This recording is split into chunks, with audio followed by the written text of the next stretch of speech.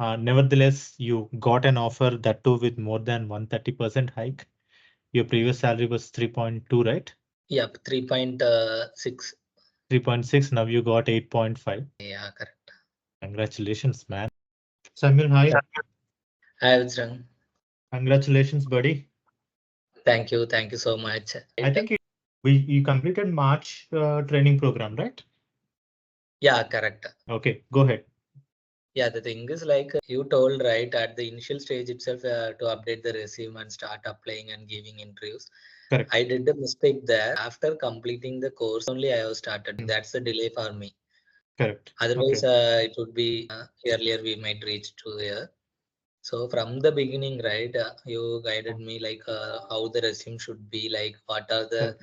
key points should be mentioned there. After that only my resume got shortlisted and I got calls and all. So Correct. after that, I think you told like that ATS application and all, right? Correct. With that, it was after that resume got shortlisted and Hmm. I got lots of calls. Like, yeah, and finally I have placed now. So Hmm. thanks a lot, Varja, for helping us to reach out the stage.